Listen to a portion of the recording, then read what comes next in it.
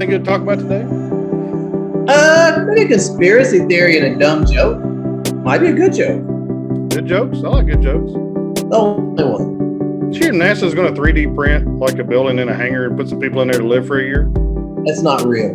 That's probably propaganda. All that and much more, maybe. Arkansas linebacker commit Mani Powell of Canton, Ohio, is transferring to Fayetteville, Arkansas for his final season of high school football. Powell, 6'3", 225 pounds, announced his decision to leave McKinley High School earlier this summer following a controversy within the program. On this Sunday, he confirmed with Hog Sports he's already made it to Fayetteville and plans to enroll in University of Arkansas in January. I'm here. I wanted to get familiar with the place. When me and my mom were here on our official, we actually loved it so much and thought it'd be a good place to be. So we planned it. We did what we needed to. Powell, who chose the Razorbacks on July 2nd, said he's not even sure Arkansas head coach Sam Pittman is aware that he's even just moved here. I don't know what his reaction was because honestly, I don't even know if he knows about it yet. But yeah, it feels like a great place. I'm happy. I'm so happy I came here and I can get started to know people. Powell picked Hogs over 5 other finalists in Michigan, Syracuse, Indiana, West Virginia, and Toledo. He also held offers from Kentucky, Missouri, Ole Miss, and several other Group of 5 programs. Inside linebacker was offered by the Razorbacks on March 15th and was recruited to Fayetteville by first-year linebackers coach Michael Schreiner, who now holds the 3 verbal pledges for the 2022 cycle. Arkansas also has commitments from people here locally and somebody from Texas. He's trying to bring in family, Powell said, of Sam Pittman. I made sure I told him that I want to go to a place where it feels like family all the time. Pittman and the players make sure they broke it down for me that everything is about family here and there's a big atmosphere with the family. So that meant a lot. They're trying to change the atmosphere at Arkansas. They're trying to bring in great guys and keep pushing with great guys. According to 24/7 Sports, Powell is a 3-star prospect, the number 113th linebacker in the nation and number 27 overall player in the state of Ohio for the class of 2022.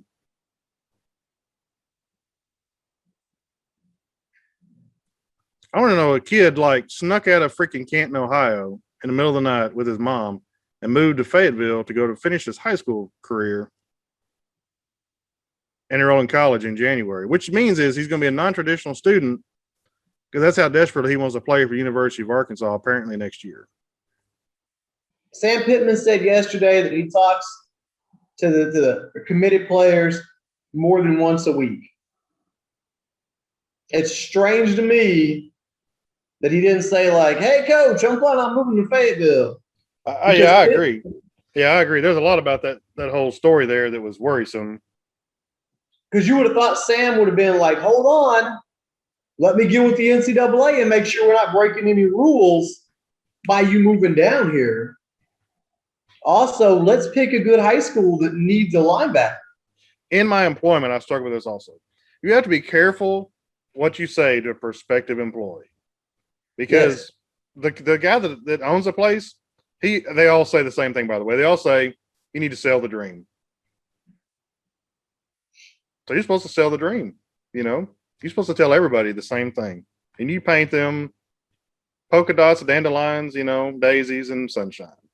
The truth is, at every job I've ever worked at, from McDonald's all the way to, as a manager, not everybody is cut out for every job. But you're supposed to tell them all the same thing. Right. And sometimes you're talking to somebody that's on the same level as you as far as like success. You talk to someone on the same level of success as you, and they understand the things that you're saying. Sometimes you're talking to people that haven't been met with success in their life, and they're really looking for the way up, and they think that you're talking to them. And maybe you are, but maybe you're not. Sometimes things sound different to different people. I think that Sam Pittman wants this kid to come to Arkansas and play football. I do. I just think that he might have misunderstood that, like, Sam Pittman wants you to come play football at Arkansas. But, dude, there's no guarantee by the day you start at Arkansas or play full-time at Arkansas that Sam Pittman will be the coach here anymore. Because he's a 22 commit. Sam Pittman is 65 years old. I think it is absolutely awesome that a 3-star prospect from the state of Ohio told Wisconsin no Michigan, no. Penn State, no. And Ohio State, his home school, no. I want to go play at Arkansas. That is absolutely amazing. That is great. The part I don't like is it makes me question if there is an adult in his life at all. I mean, yeah, him and mom, he said mom. Yeah, him and mom, man, they're here. They just showed up in the dead of night, which is fine. I mean, anybody moved to this area, and I'm sure from Canton, Ohio to here, I'm sure the prospect of getting a job for mom is probably really high compared to Canton, Ohio. And honestly, he may not have mentioned that mom could have lost her job. Yeah, but to a lot of the country, and that's, I don't know what the rate of people moving to this area is right now.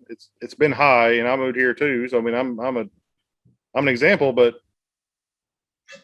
this area is not like the North and the East. And when I say that, I mean the North and the East have been being built since our country began 300 years ago.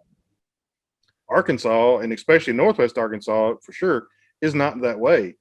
30 years ago, this was nothing but chicken farms and a little university sat on top of the hill that people drove up from Little Rock to watch football and to come, to school to get their law degree. But now, I mean, it's being built. This area is being built. Everything is new. And so everything's pretty because everything's new. It's new because this area is being built now. Yep. You cannot put brick facing on a McDonald's if you're not making money. Yep. But when I go through towns I'm not going to do that. When you go through a lot of other towns in this country, you don't see that same thing. Yeah. Yeah, you're right. I bet Sam Pittman has this family signing lots of documents right now and on the phone with the NCAA. Could you imagine this morning when that article hit, just like I seen it, I was eating breakfast this morning. I'm sure his phone blew up we got to get him on the phone right now and get this. Yeah. Because if you did know about this and you made some deals,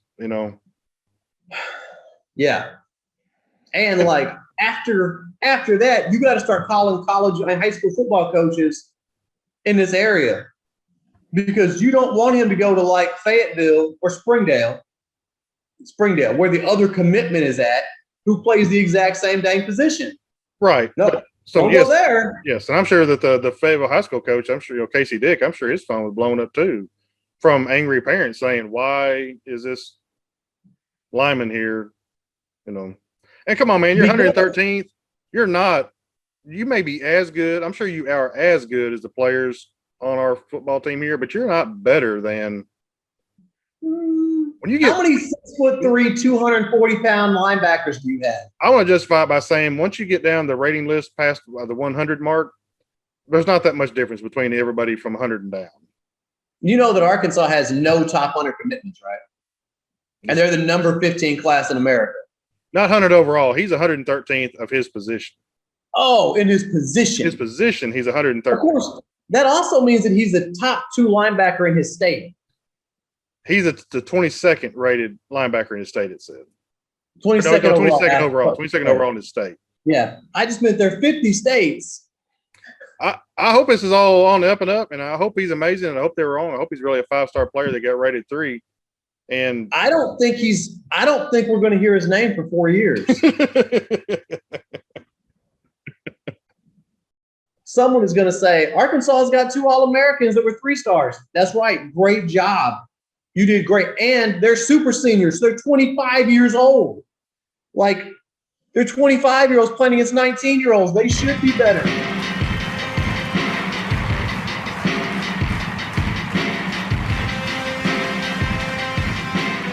So yesterday, the Cowboys and Rams had a scrimmage, which was a whole lot more competitive than the Hall of Fame game. Yeah. Matthew Stafford was sacked a couple times. He threw an interception to Malik Canady.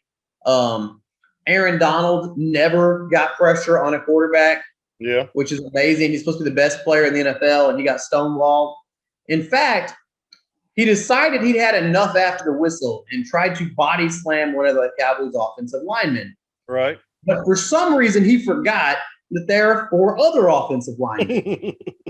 And so in the midst of trying to slam someone, another one grabbed him by the back of his shoulder pads and body slammed Aaron Donald onto his head, which caused the fight. Oh, my goodness. And the idea behind open shared practices are you will not tackle, you will not have unsportsmanlike conduct, and you will not fight. There were 2 fights, both started by the Rams because the Cowboys dominated them, which is amazing because the Cowboys are not going to be a good football team. No. So that says a lot more about the Rams than it does the Cowboys. Right. But I wish they had televised that and not the Hall of Fame game because you're right, it was horrible. I mean, the Cowboys didn't even have any starting offensive linemen or receivers in the game. I just want you know what you expect it to be kind of like the Pro Bowl. You expect them to go out there and play a game, maybe half-heartedly, but you expect them to go out there and play a game, not just. I think the Hall of Fame game should be the second to last preseason game. Dude, one of the plays I did actually watch, the guy has the ball. He's returned the punt. He's doing great, man. And he pulled a freaking LeBron James, dude. That bitch jumped on the fucking ground. There wasn't a soul near him, man. He just flat ass just jumped on the ground, and he could have got another, 4 or 5. I thought you were going to talk about. So late in the game, the Cowboys were still in it, and the ball bounced off the punt returner's face into the defensive player. I didn't see that. Oh my goodness. I didn't have words at that point. Like, man, if they called me today and said, Ted, we know you're 43 and you're about 65, 75, 80 pounds overweight. We need you to see them play the Hall of Fame game. Man, I would play I wouldn't even care. If I came out of there and couldn't walk another day in my life, I would play. I wouldn't be able to run but about 10 yards and I'd be out of breath. I ain't saying I could do anything, but. So I think once you see a lot of that is that most of these guys have only had 4 practices with this team. They don't know the playbook. They don't know the terminology. And when they're calling like football 32 left, right? When the defense is screaming out the defensive play, and you're like, "I'm sorry, what are we doing?" Oh, okay, balls in the air. Forrest, run! Yeah.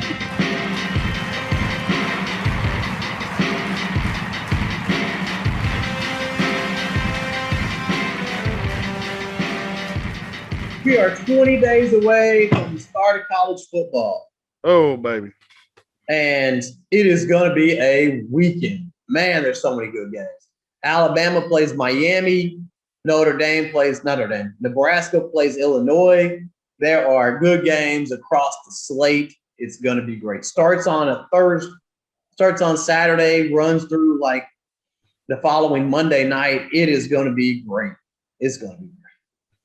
So I'm pretty sure there's like Saturday night, Sunday, Monday night, take a break Tuesday and Wednesday, Thursday night, Friday night, Saturday, and then we just full slate Saturday. It's going to be awesome. I can't wait, man.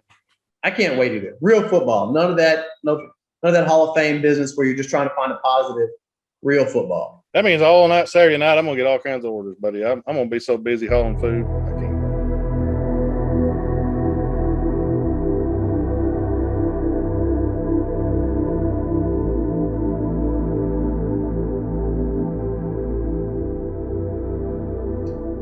How would you like to hear a good old-fashioned conspiracy theory? Hey, I haven't had one of those in a while. All right. So you may have heard about this movie or watched it called The Titanic. Okay. I've heard about it. Do you know who owned the Titanic? J.P. Morgan. For real? For real. How did I not know that? Because when J.P. Morgan owned the Titanic, he wasn't what we would consider to be a crazy billionaire. In fact, he had 3 major rivals. And many say J.P. Morgan was at the bottom of the rivals ranking. Kind of like they were rivals to him, but he wasn't rivals to them kind of deal. So J.P. Morgan was building this amazing ship called the Titanic. But he already had a boat called the Olympic. Right. And since September of 1911, the Olympic was in a terrible accident with the Hawk. And it did structural damage on the inside of the Olympic, damage that would have bankrupted J.P. Morgan if he had fixed the boat. This is where it gets weird. because there is no receipt or anyone who ever claimed they did the work on the Olympic. So let me fast forward. So 3 months later, the Titanic has its amazing first voyage, and we all know what happens. Yeah. However, what you may not have known was hours before the boat took off, all of the cargo that J.P. Morgan wanted shipped on the boat was taken off the boat.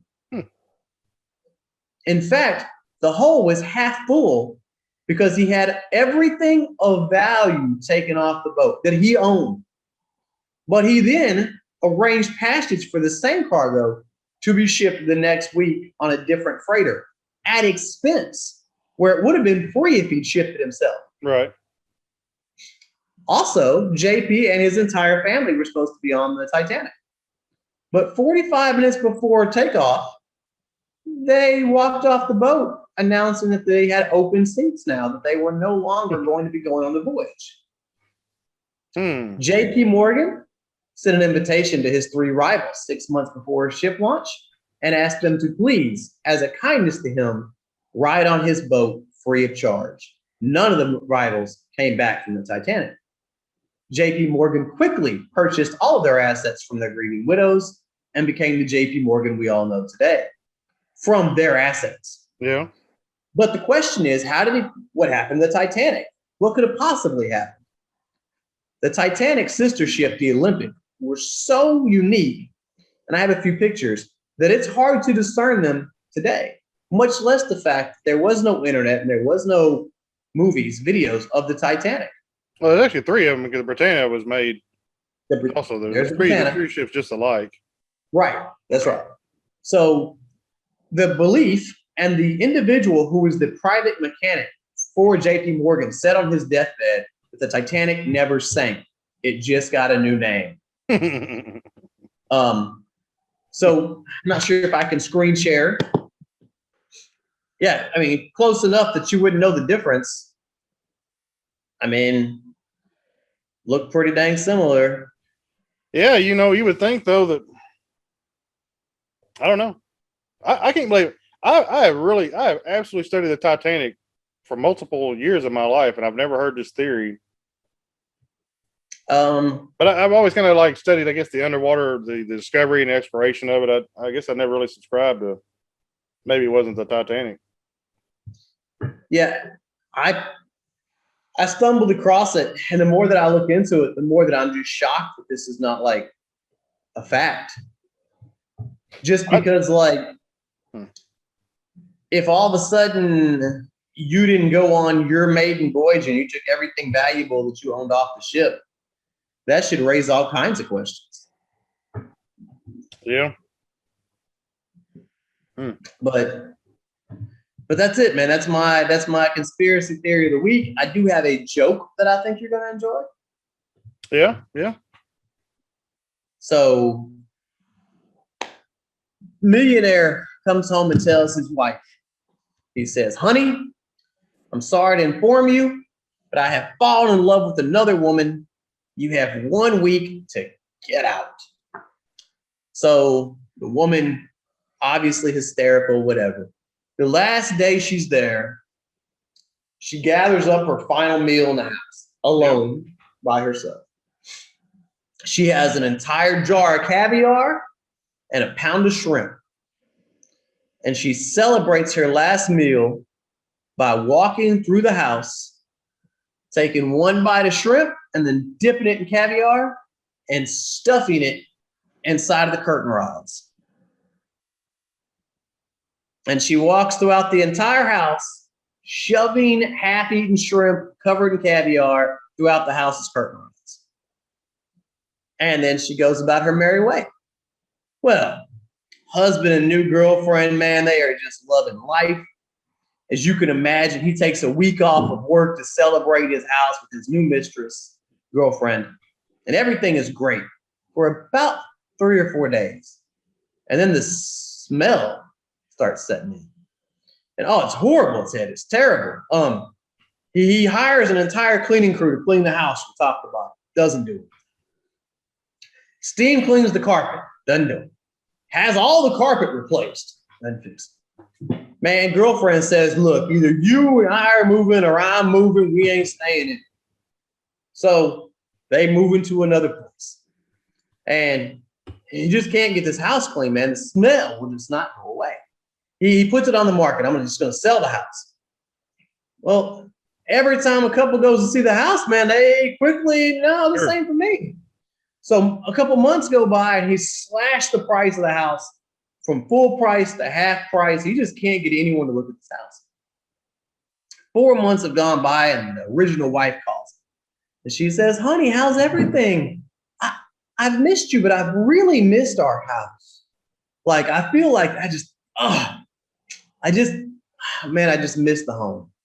And he says, well, blah, blah, blah. And she says, as you know, I never worked, so I barely can afford anything. But is there any way you could think in the kindness of your house, the kindness of your heart to sell me the house at a big time discounted rate? And he thinks to himself, she doesn't know. She doesn't have a clue the stinkiness of the house. This is it. This is the fix. I will sell her the house. So he says, well, honey, we owe a little bit of money on this. I'm willing to let you take over payments. I'll just put it in the divorce decree. Just willing to let you have it. And she says, honey, I appreciate that, but I just have one small condition. And he says, anything, just name it. Just name it. Take everything out of the house. I don't want anything that reminds me of you. It's all I can do to get through the day thinking about you. From the couch to the curtain rods, I want it all gone. And he says, you got it. I'll have it moved into my house today. Oh, my gosh. Couch to curtain rods.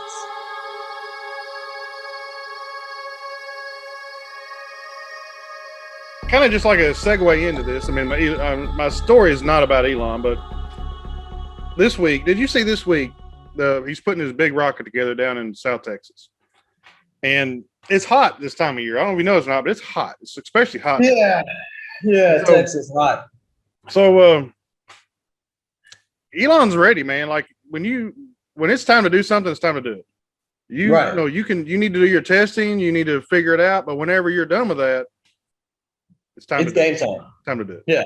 So one night last weekend, I believe it was Sunday night, they put all 29 engines on the bottom of the rocket at night.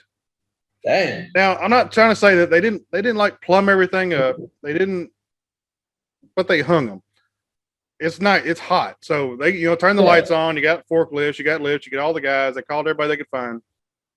And they just throw down, man. The guys are like, yeah, the first couple engines, it took us a while. We were really getting worried. We weren't sure we were going to get this done in one night. But then after, they did like the 13th or 14th one, we kind of had it figured out, and it just kind of came together. They just, they're like, I'm sure I wasn't there. I assume the engines are like on pallets, probably bolted to something, I think, so they'll take it out there and raise that position, get it turned just right. So after the few, you're kind of going to have it figured out, Yeah. I figure everything's done at night, man. It's so hot there. Especially because the rocket is now outside. There's nothing to put this in. How tall is it? When it's completely, well, I don't want to ruin that because way my ending of the show. It's tall. I mean, like this section of it is 300 feet. So you have to use like a machine to get the engine up there. It's on the bottom, but yeah, you got to use a forklift to like raise it up. But I'm sure it's probably 30 feet off the ground, 25, 30 feet off the ground. It's not an easy process, even just screw it in. Like it's work. Right. Yeah. It's going to be like, man lifts where you drive your man lift around. You got to be, I just can't imagine. It's real. Like this is big. This is real. 29 freaking rocket engines. I wonder if they've created any tools that we just don't have, we don't know about to make this easier. Everything they're making everything. This isn't like you go to Sears and buy a socket set.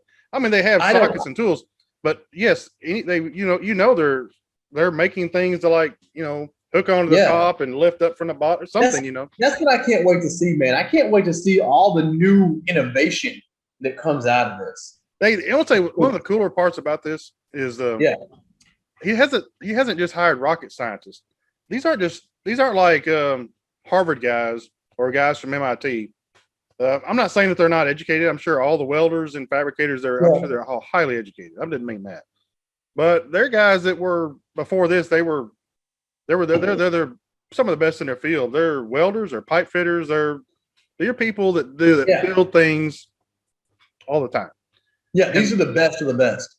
These guys have got the welders on the back of the pickup trucks. I mean, when they leave this job, they're going to go build a power plant. They're going to go build a dam. I'm not, that's what they do. And so instead of having, he didn't hire guys wearing lab coats.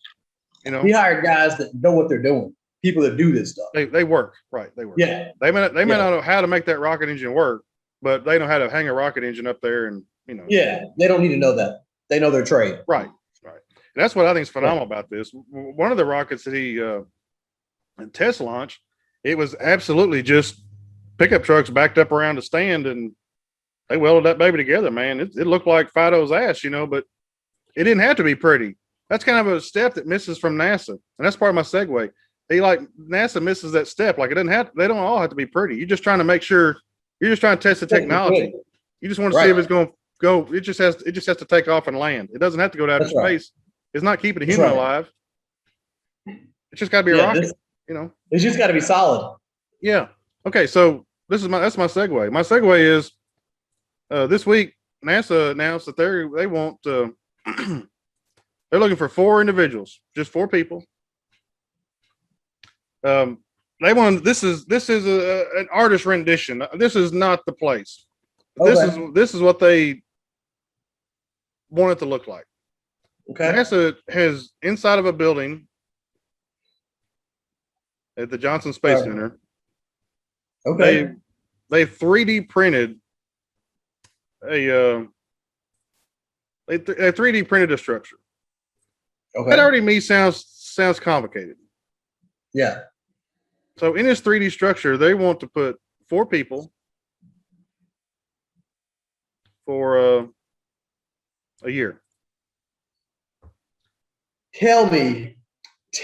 Whoa, what is that? This is the 3D structure being built. Boy, it looks small. Man, tell me we're going to have cameras. I'm ready to watch this every night, man. Every Monday night, let's watch this. I agree. Let's touch on that too, because you know where I'm going. Boy. The structure is going to be 1,700 square feet. And that's not enough. The idea is that, you get to go outside. So you just live inside and do experiments or whatever. But basically, the inside of the building, the habitat is, just where you keep your oxygenator and, go to the bathroom, shower. It still seems pretty small for 4 people. 1,700 square feet seems tiny. 400 feet apiece ain't enough. I'm not sure if anybody's told the people at NASA this, but Mars is huge and nobody lives there. So you could build a huge structure. It doesn't have to be small. Yeah.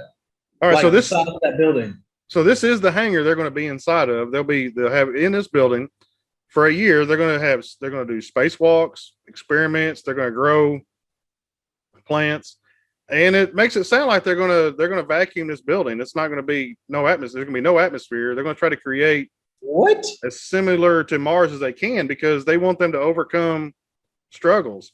And so also NASA, this is essentially a simulator. It may not be the fancy ones like you're used to seeing at the Air Force Base, but this is a simulator. So outside of the building, a controller is going to manipulate several of the systems to malfunction so that the astronauts or people living in here have to overcome difficulties from things breaking down, not working. It already seems troublesome to me, man. I'm looking at this picture going, how could that even be airtight? This has got to be NASA. It's I'm sure we said this already, but this ain't something Elon would come up with. No. This is some dumb freaking, we got millions of dollars to spend. Let's do some dumb stuff. Don't we already know how astronauts interact with each other in space? We have a space station. I've had a space station for like 12 years or 14 years, something like that. What good comes of this? Because I don't see any. I don't know, but yes, insert TV cameras, the Truman Show. I mean, this should be like on the NASA channel 24 hours a day. This will be that. One of the great things about being the space station is if me and you have an argument, we know that like there ain't no way to go. We got to fix this right now if we get going. If you're in California, insert place, and I get mad, I might just walk outside and say, "F this donkey, I'm out," and just ruin a year's worth of research. Right, but I mean, I think that's the fly in the serum. I think you're exactly right. Like you can't replicate the real thing because even though the doors are locked, even though you can't run outside, but you're always going to know that it's okay right outside. The experiment's never real because if you lose oxygen, they're gonna blow a hole in the door and flood the room. Somebody could still save you. Second question. Yes, sir. These 4 individuals, are they then going to go to Mars? I seriously doubt it. I'm sure this will be so emotionally traumatizing. Well, I was gonna say, man, like, could you imagine pitching this to your wife? Hey, honey, I'm gonna go spend a year in Los Angeles and pretend like it's in Mars. And then 6 months later, I'm going to go to Mars. No, you're not. Right. Well, yes. And so I don't even know because they lie to us. Okay. I was really just trying to go humorous on this, but everything at NASA is freedom of information. Every email, every recorded conversation, every TV interview, every application, every meeting, anything that goes on is public information. It's all recorded and stored somewhere. You can always go find it. So if they sat at the bar on the beach at Galveston and talked to the guys that they want to go to Mars and said, "Hey, by the way, we're going to throw you in this for a year," I don't know if that happened or not. They claim that it's like an open interview. Anybody can apply that fits the criteria. It's a little bit more than to get the job at Home Depot, but a little more. Not a lot, but anyway, I don't know. So what I just want to know is if this was you. Yeah. Not the real you, but if this was you, not the you that has wife and kids, let's forget all the emotional, leave the emotional stuff out of it. Because this is just, if this was you and they said, "All right, Jason, you have a tote that's 2 cubic square feet. What would you take with you to Mars?" So I've done this before. And not to Mars, I mean, just to here. Because, I mean, like completely, I mean, I realize you've been in some real shitholes, but like you can only have what you take kind of situation. You can't, you can't even go like down to Tatooine and trade with the whatever the Javas. You got to bring. You're talking boxers and all. Like run what you brung. That's all you. This is it. How do they wash clothes? Well, in a vacuum, and I don't know. There's not gonna be a whole lot of sweat. I'm sure it's fake, man. It's hot cold. They're gonna stink. When Mark Watney came back from mission to Mars, he was disgusting. All right, so I'm going to bring 24 pairs of boxers. 24 pairs of boxers. I usually bring 12, but it sounds like 24 is going to be definitely up there. You're not washing clothes, Yeah, okay. So all right, you got boxers. All right. Yeah, but I like my junk to not stink. That sounds like a bad day. So clothes, obviously. See, I don't, and so it's my fault now. I'm going back. See, I think the people that work for Elon, I think they're already thinking about that. And I'm sure that was high on their list too. It's like, we got to do laundry, man. We got to keep the peace. Yeah. Because whoever you send to Mars in reality, whoever goes to Mars may never come home. You got to wash laundry. Yeah. I mean, so before I went to Iraq, Paige made me some big magnets with pictures of kids on it and her. So I take my 12 magnets. They take up about this much room and easy to store. Yeah. Okay. Man, I'm pretty simple, bro. It's pretty much. I probably want my laptop with some movies on it. Oh yeah, absolutely. A couple of gigs of movies. Yes. But other than that, man, I don't know, man. That's pretty much. You're not gonna take a football or a hat or anything. I mean, I'm thinking, I gotta have my Papa Bear hat, and does a football work in space without space? Well, you could pump it full of air, a little. You'd have to let some air out so it doesn't blow up. But yeah, you could put a little in it. If I can throw a ball, yeah, absolutely a ball. Probably want to bring a chess set. I like that. I like that. Yeah, that's something that would definitely last a while. It would not deteriorate. Uno carbs. I'm gonna miss coffee. I'm gonna say right out front, man. But this is only a year. I wonder if I could take a year's supply of coffee if I only drank like 1 cup a week. Boy, that might be your whole deal, man. Yeah. I was thinking earlier gave about, up- you said movies. I was thinking about music because Mark Watney listened to all the music and watched all the TV from all of his companions that left him on Mars. So I looked it up. So if you had 1,000 hours of music, which is a lot of music, I don't have 1,000 hours, but if you had 1,000 hours of music and you listened to it for 60 hours a week, you would repeat the list 3 times in a year. So you got to have a lot of music. Yeah. I ain't taking no Aretha Franklin. I ain't saying I don't like her, but I ain't listening to Aretha Franklin if I'm that ain't gonna do. Hey man, I like a lot of. But to be fair, I ain't taking no Dolly Parton either. You know what I'm saying? Like, I ain't listening to no coal miner's daughter. Ain't no Loretta Lynn going with me. Hey man, that might be the deal, man. That might be one of the deals. It's like each person brings the best hits from a different time frame, and then you just swap. Because that hutch is only 1,700 square foot. Surely they have speakers throughout the half. Yeah. So like Monday's Ted's Day. I guess it's 80 hair bands. That doesn't work well for me. I lost it all. But I mean, maybe it's country music Saturday night. I don't know. But like, surprisingly, when I asked the same question to my test group, the number one response was a knife. A knife? Why would you bring a knife? Well, I mean, you're going to be gone for a year, something useful, something you could pack away, might come in handy. I just thought, like, what if you accidentally, like, cut somebody's soup? They're dead. I mean, I'm the first one. I don't have my knife on my person, but I always carry my spring-loaded blade, so that might go with me. You're right. Yeah. I would assume that, like, tools, they would have issued you. Yeah. Oh, yeah. There's going to be tools to go with you. Absolutely. All right. So what are things you can't live without? I know it's almost the same thing, but what are things you can't live without? You have more experience in this than me because you go camping quite regularly. What are things that you have a hard time without that because you obviously you end up when you're camping, the next time Cold you're like, water. I got to take that. Mm-hmm. Cold water. Yeah. Because you don't think about it, but you say lukewarm, but what you really mean is 65 to 71 degree water. Yeah. Okay. Lukewarm thankfully, cold water is not a problem. That's easily done because it already and you can drink all the water you want in space, at least in an environment like this. You can drink all the water you want because you're going to urinate it out and it goes back through the reverse. They use reverse osmosis. You're not drinking pee. Oh, okay. They reverse osmosis and it's part of the oxygen making process. It's really fascinating how that works. So that's awesome. They get 2 things from one. Yeah, it's amazing. Yeah. You probably also want to have like some kind of water taste changer.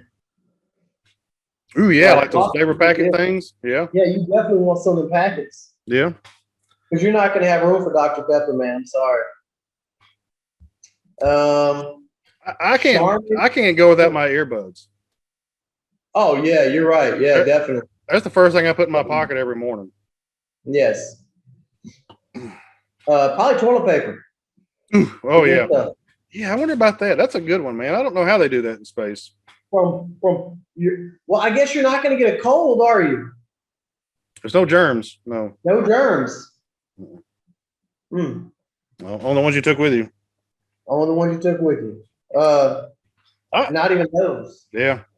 Man, I just keep looking. I know you're not looking at the picture anymore. I'm still looking at the pictures on my laptop, but I'm just having such a hard time with this. Your pillow. Oh God, yes. I have to. Your pillow. Yeah. So I vacuum seal my pillow every time I go, so it's like this thick. Yeah. And until I get there. Right. Well, I just knew it was gonna be funnier than it came out to be, but no, man. I want it on TV though, man, because in a Bedwood, man, they're gonna have a freaking romance. We're just not gonna know about it unless they show it to us. They seem to do really good with that, even on the space station. It doesn't seem to work out. I don't think there's a lot of time for romancing.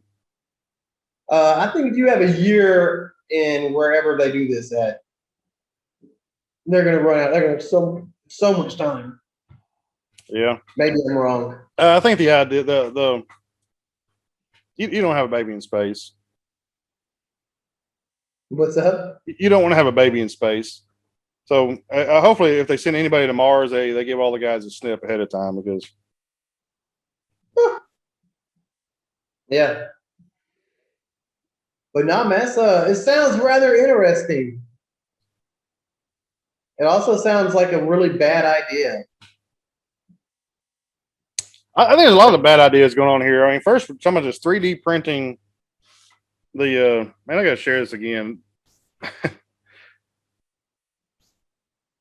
It's so small, dude. You see but look at the silverish looking thing here. That's kind of tall and across. Yeah. That's the printer. That's what's printing out squirting out, extruding that plastic, whatever that is. Can you imagine getting that on a spaceship, and that thing has to fly to Mars and then deploy itself, and then build that?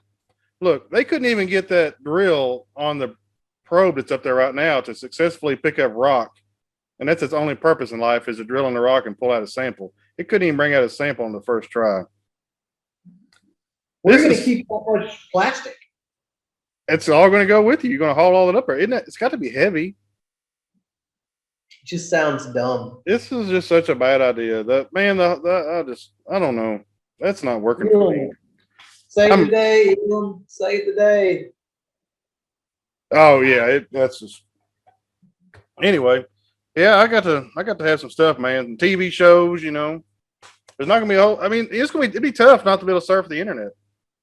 I really want to know is when somebody like walks through a wall or something by accident, trips over and busts up something and knocks a big hole in their oxygenator, or something that they can't fix.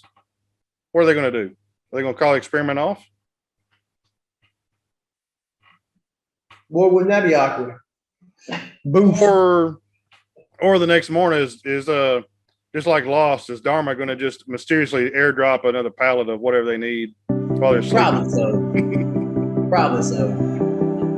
Like, this was your one. Don't do it again. Make it count. Yeah. Oh, NASA's thinking here, man.